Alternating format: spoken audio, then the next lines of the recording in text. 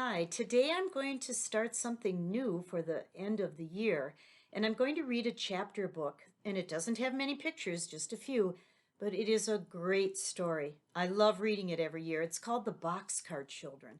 It is written by Gertrude Chandler Warner, and she has written many Boxcar Children books, but this is the first one. Now there's 13 chapters, so I will read 2 chapters a day. If you get a little bit tired or antsy from listening to 2 chapters, just stop it and you can always start again. But in order for me to get it done, I've got to read 2 a day. So the first chapter is The 4 Hungry Children. One warm night, 4 children stood in front of a bakery. No one knew them. No one knew where they had come from.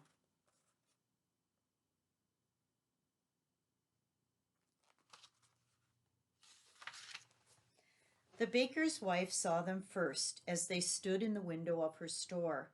The little boy was looking at the cakes, the big boy was looking at the loaves of bread, and the 2 girls were looking at the cookies.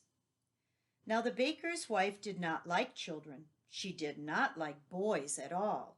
So she came to the front of the bakery and listened, looking very cross. "The cake is good, Jessie," said the little boy. He was about 5 years old. "Yes, Benny," said the big girl, "but bread is better for you, isn't it, Henry?" "Oh, yes," said Henry, "we must have some bread. And cake is not good for Benny and Violet." "I like bread best anyway," said Violet. She was about 10 years old, and she had pretty brown hair and brown eyes. "That's just like you, Violet," said Henry, smiling at her. "Let's go into the bakery. Maybe they will let us stay here for the night." The baker's wife looked at them as they came in. "I want 3 loaves of bread, please," said Jessie. She smiled politely at the woman, but the woman did not smile back. She looked at Henry as he put his hand in his pocket for the money. She looked very cross, but she sold him the bread. Jessie was looking around too, and she saw a long red bench under each window of the bakery. The benches had flat red pillows on them. "Will you let us stay here for the night?" Jessie asked. "We could sleep on those benches, and tomorrow we'd help you wash the dishes and do things for you." Oh, now the woman liked this. She didn't like to wash dishes very well. She would like to have a big boy to help her do the work. "Where are your father and mother?" she asked. "They are dead," said Henry. "We have a grandfather in Greenfield, but we don't like him." Jessie put her hand over the little boy's mouth before he could say any more. "Oh, Benny, keep still," she said. "Why don't you like your grandfather?" asked the woman. "He is our father's father, and he didn't like our mother," said Henry, "so we don't think he would like us. We are afraid he'd be mean to us." "Did you ever see him?" asked the woman. "No," answered Henry. "Then why do you think he'd be mean to you?" asked the woman. "Well, he never came to see us," said Henry. "He doesn't seem to like us at all." "Where did you live before you came here?" asked the woman. But not one of the children would tell her. "We'll get along all right," said Jessie. "We want to stay here for only one night." "You may stay here tonight," said the woman at last, "and tomorrow we'll see what we can do." Henry thanked her politely. "We are all very tired and hungry," he said. The children sat down on the floor. Henry cut one of the loaves of bread into 4 pieces with his knife, and the children began to eat. "Delicious," said Henry. "Well, I never," said the woman. She went into the next room and shut the door. "I'm glad she's gone," remarked Benny, eating. "She doesn't like us." "Shh, Benny," said Jessie. "She is good to let us sleep here." After supper, the children lay down on their red benches, and Violet and Benny soon went to sleep. But Jessie and Henry could hear the woman talking to the baker.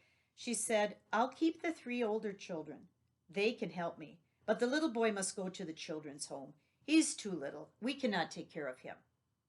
The baker answered, "Very well. Tomorrow I'll take the little boy to the children's home. We'll keep the others for a while, but we must make them tell us who their grandfather is." Jessie and Henry waited until the baker and his wife had gone to bed. Then they sat up in the dark. "Oh, Henry," whispered Jessie, "let's run away from here." "Yes, indeed," said Henry. "We'll never let Benny go to a children's home. Never, never. We must be far away by morning or they'll find us." but we must not leave any of our things here. Jessie sat still, thinking. Our clothes and a cake of soap and towels are in the big laundry bag, she said. Violet has her little work bag, and we have 2 loaves of bread left. Have you your knife and money? Yes, said Henry. I have almost $4.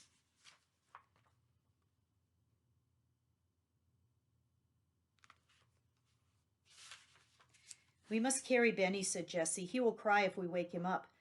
But I'll wake Violet. Shh, Violet, come. We are going to run away.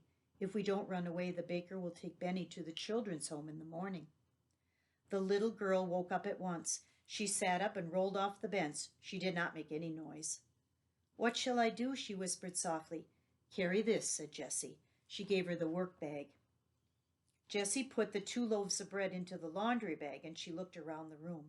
All right, she said to Henry, take Benny now. Henry took Benny in his arms and carried him to the door of the bakery. Jessie took the laundry bag and opened the door very softly. All the children went out quickly. They did not say a word. Jessie shut the door, and they all listened. Everything was very quiet, so the 4 children went down the street.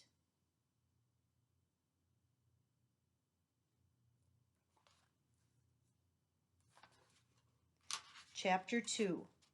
Night is turned to day. Soon the children left the town and came to a road. The big yellow moon was out, and they could see the road very well. We must walk fast, said Henry. I hope the baker and his wife don't wake up and come to find us. They walked down the road as fast as they could. How far can you carry Benny? Asked Violet. Oh, I can carry him a long way, replied Henry.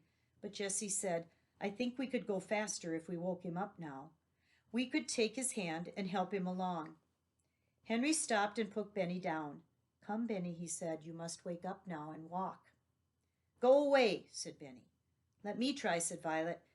Now, Benny, you can play like your little brown bear, and you are running away to find a nice warm bed. Henry and Jessie will help you, and we'll find a bed.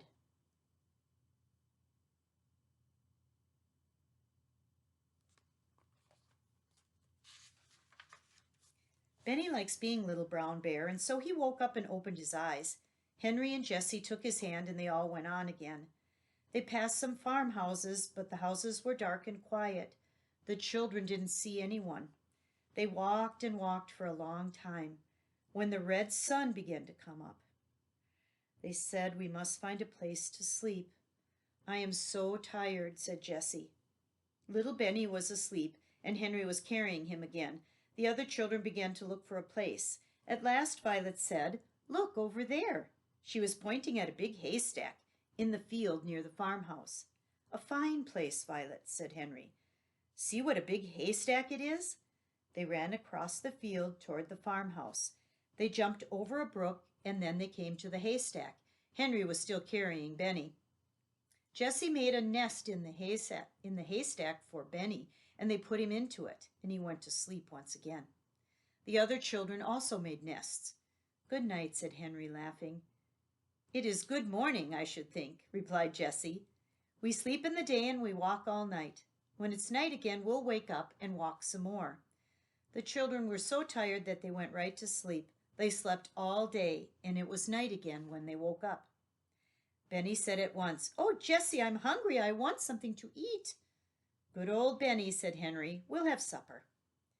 Jessie took out a loaf of bread and cut it into 4 pieces. It was soon gone. I want some water, begged Benny. Not now, said Henry. You may have some water when it gets dark. There's a pump near the farmhouse, but if we leave the haystack now, someone will see us. When it was dark, the children came out of the haystack, and they went quietly towards the farmhouse, which was dark and still.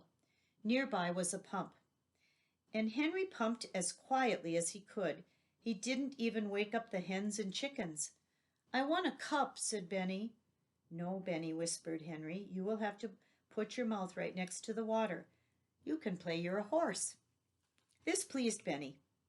Henry pumped, and at last Benny had all the water he wanted. The water was cold and sweet, and all the children drank. Then they ran across the field towards the road. If we hear anyone, said Jessie, we must hide behind the bushes. Just as she said this, the children heard a horse and cart coming down the road. Keep very still, Benny, whispered Henry. Don't say a word.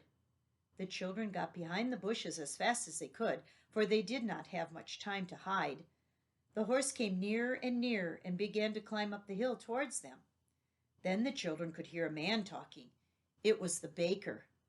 I wonder where those children went, he said. I don't think they could walk as far as Silver City.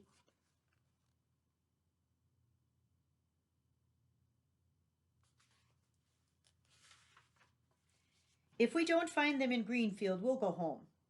Yes, answered his wife, I do not want to find them anyway. I don't like children. But we must try a little while longer. We will look for them in Greenfield, and that's all. The children watched until the horse and cart had gone down the road. Then they came out from behind the bushes and looked at each other. My, I'm glad those people didn't see us, said Henry. You were a good boy, Benny, to keep still. We'll not go to Greenfield. I wonder how far it is to Silver City, said Jess. The children were very happy as they walked along the road. They knew the baker wouldn't find them. They walked until 2 o'clock in the morning, and then they came to some signs by the side of the road. The moon came out from behind the clouds, and Henry could read the signs. One sign says Greenfield this way, he said. The other sign points to Silver City. We don't want to go to Greenfield. Let's take the other road to Silver City. They walked for a long time, but they didn't see anyone. Not many people come this way, I guess, said Henry, but that's all the better. Listen, said Benny suddenly. I hear something. Listen, said Violet.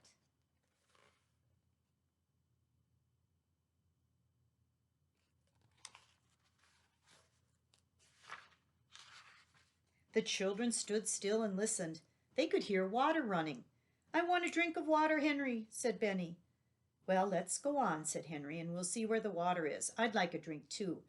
Soon the children saw a drinking fountain by the side of the road. Oh, what a fine fountain this is, said Henry, running towards it. See, it's a place for people to drink up high, a place in the middle for horses, and one for dogs down below. All the children drank some cold water. Now I want to go to bed, said Benny. Jessie laughed. You can go to bed very soon. Henry was looking down the little side road, which had grass growing in the middle of it. Come, he cried, this road goes into the woods. We can sleep in the woods. This is a good place, said Jessie as they walked along. It is far away from people. We can tell that by the grass in the road. And we'll be near the drinking fountain, said Violet. That's right, cried Henry. You think of everything, Violet. It's almost morning, remarked Jessie.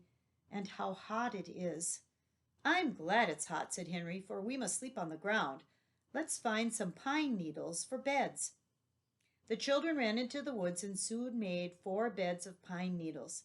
I hope it's not going to rain, said Jessie as she lay down. Then she looked up at the sky. It looks like rain, for the moon has gone behind the clouds. She shut her eyes and did not open them again for a long time. More clouds rolled across the sky, and the wind began to blow. There was lightning and also thunder, but the children didn't hear it. They were fast asleep. And now we'll wait to see what happens in chapter 3.